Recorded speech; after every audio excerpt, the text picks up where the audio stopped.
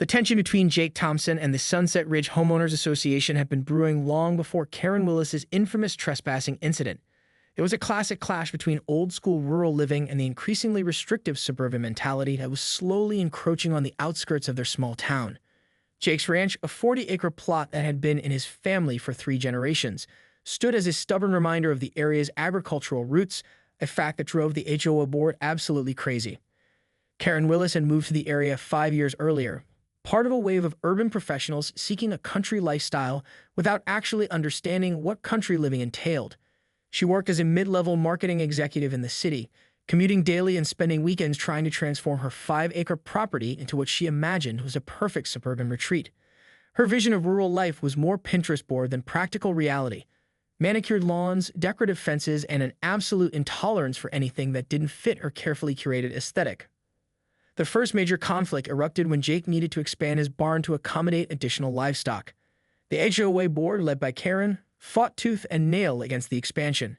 They cited everything from potential property value impacts to vague concerns about agricultural noise and unsightly structures. Jake had meticulously followed county agricultural zoning laws, but Karen and her fellow board members seemed determined to make his life difficult. Jake's reputation as a rancher was impeccable. He came from a long line of cattle farmers and had a deep respect for animal welfare that ran far deeper than Karen's superficial understanding. His veterinarian, Dr. Marcus Rodriguez, had been a vocal supporter of Jake's farming practices, often praising his exceptional care of livestock. Ferdinand, the bull at the center of the recent incident, was particularly well known in local agricultural circles as an exceptionally well-maintained and genetically superior Angus. The HOA had been sending increasingly aggressive letters, each one more ridiculous than the last. They complained about the color of Jake's tractors, the height of his fence, the visibility of his equipment from the road. Karen had become particularly fixated on what she perceived as improper animal treatment, despite having zero agricultural experience. Her background in marketing seemed to convince her that she knew better than actual farmers about livestock management. Local farmers and ranchers had long supported Jake, seeing the HOA's actions as a direct threat to the agricultural heritage of the region. Many of them had attended county meetings to support Jake when the HOA tried to challenge his agricultural permits. These were people who understood the delicate balance between rural development and preservation, a nuance completely lost on Karen and her urban-minded colleagues. Dr. Rodriguez had been particularly vocal in Jake's defense. During a county agricultural committee meeting, he had publicly stated that Jake's ranch was a model of responsible animal husbandry.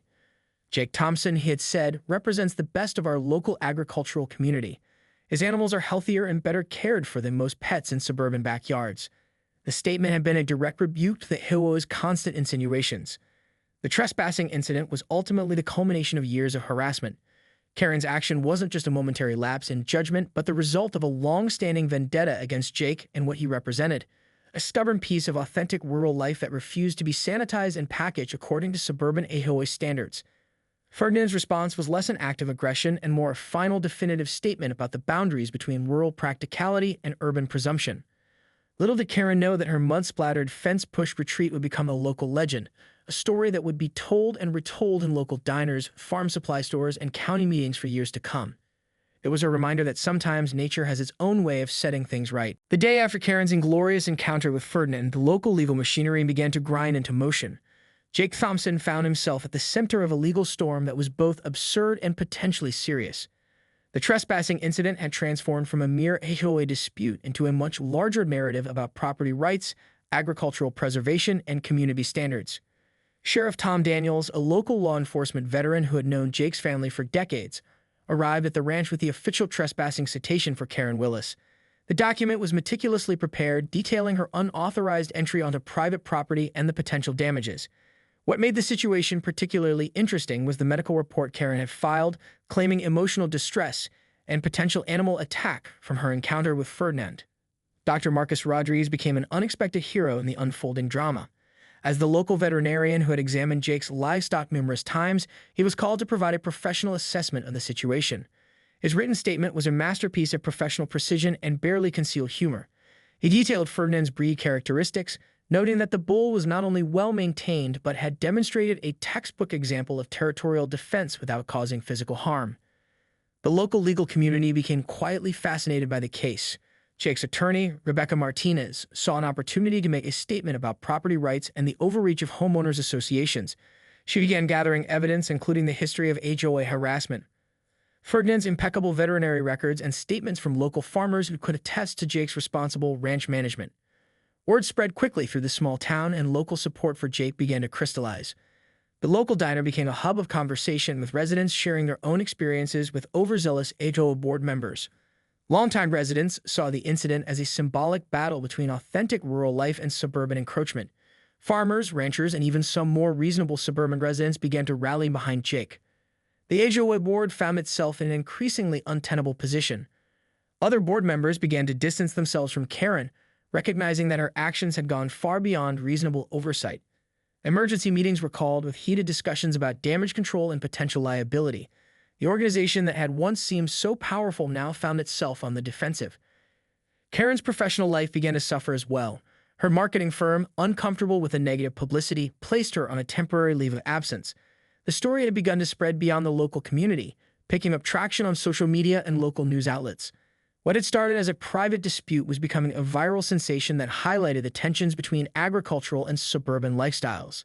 As legal preparations continued, Jake remained characteristically calm. Ferdinand, unaware of the legal drama surrounding him, continued his daily routine of grazing and watching over the herd.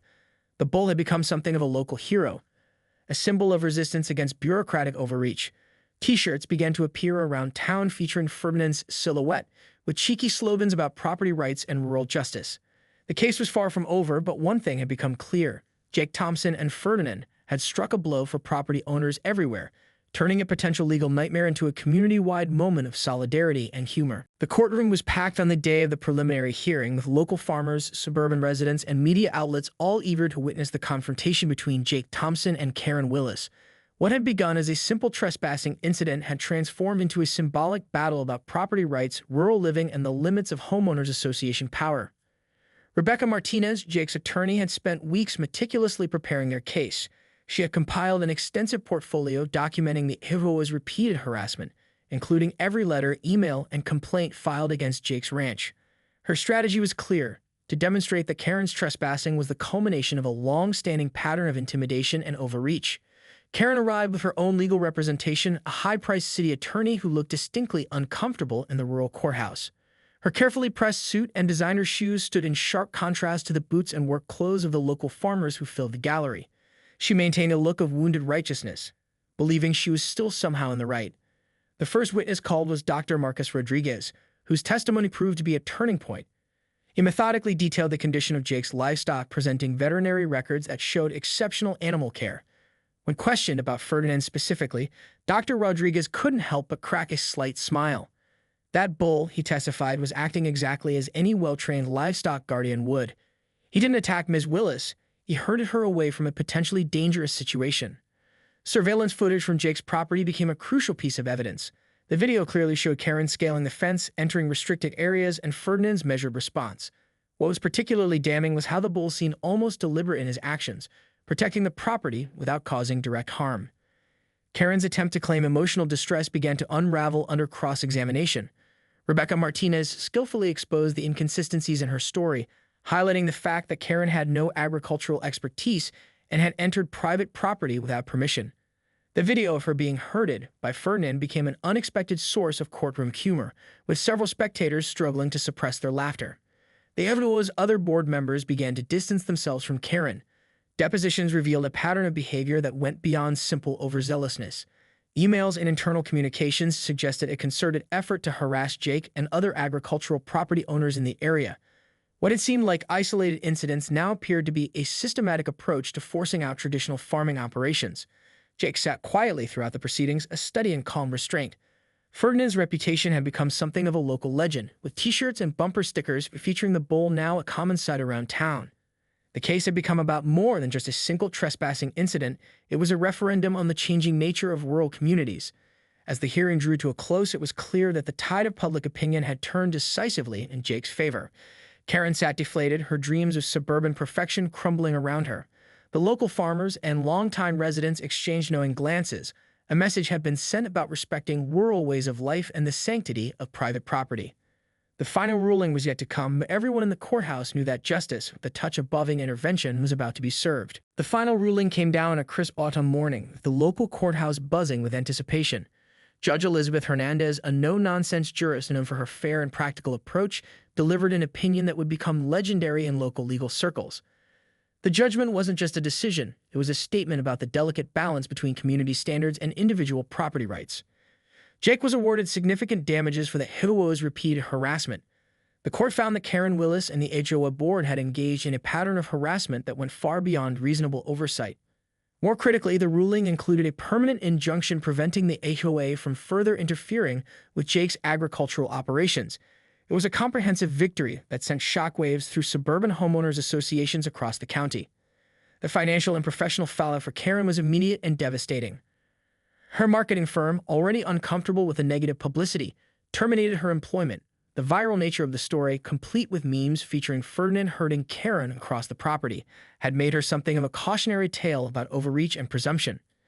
Dr. Marcus Rodriguez organized a celebration dinner for Jake at the local community center, inviting farmers, ranchers, and supportive community members. Ferdinand became the guest of honor in absentia, with a large photograph of the bull prominently displayed. Local children wore Ferdinand t-shirts, and the story had become a source of local pride and humor. The HOA board underwent a complete restructuring. Several members resigned, recognizing the toxic culture that had developed under Karen's leadership. The new board took a markedly different approach, focusing on actual community needs rather than petty enforcement. Jake was even invited to serve as an advisory member, bringing agricultural perspective to community planning. Local media picked up the story, and it became a national conversation about property rights and the tensions between urban and rural lifestyles. Documentaries and news segments explored the deeper issues raised by the case, with Jake and Ferdinand becoming unlikely symbols of rural resilience. Speaking engagements and interview requests began to pour in, though Jake remained characteristically humble. The economic impact was significant. Property values in the area began to stabilize, with a renewed appreciation for the agricultural heritage of the region. Younger families started showing interest in understanding the local farming community, rather than trying to sanitize or eliminate it. Jake's ranch became a point of pride, a reminder of the area's roots. As for Ferdinand, he continued his life much as before, grazing, watching over the herd, and occasionally being celebrated as the bull who stood up to bureaucratic overreach. Jake would often chuckle when visitors asked about the now-famous bull, simply saying that Ferdinand was just doing his job, protecting what was his. The story of the HOA Karen and the bull who gave her a reality check would be told and retold for generations to come. A modern-day David and Goliath tale of rural justice. 2 years after the infamous incident, Jake Thompson found himself reflecting on the unexpected journey that had begun with Karen Willis's ill-fated trespassing attempt. Ferdinand, now older but still majestic, continued to be the guardian of the ranch, a living reminder of the day everything changed. The landscape of their small community had shifted in ways no one could have predicted. The case had become a catalyst for broader conversations about land use, property rights, and the evolving nature of suburban-rural boundaries. Local universities began developing community programs that bridged the gap between urban professionals and agricultural communities. Jake was invited to speak at several conferences, sharing insights about sustainable farming and community relations that went far beyond his initial role as a simple rancher. Karen Willis, meanwhile, had undergone her own transformation. After losing her job and facing significant personal and professional setbacks, she had retreated from public life. Months of reflection led her to an unexpected path. She enrolled in agricultural extension courses, genuinely seeking to understand the farming community she had once tried to control. Her journey of redemption was slow and humbling, but sincere. The HOA underwent a complete philosophical overhaul. The new board, significantly reformed, adopted a collaborative approach that respected both community standards and individual property rights. Jake was invited to serve as an informal advisor, bringing a practical perspective to community governance. His insights proved invaluable in creating more balanced and sensible policies. Local schools began incorporating the story into civics and community engagement curricula. Students learned about property rights, the importance of agricultural heritage, and the dangers of bureaucratic overreach. Ferdinand became an unlikely educational mascot, with children learning about responsible animal husbandry and respect for rural lifestyles. Economic impacts continued to ripple through the community.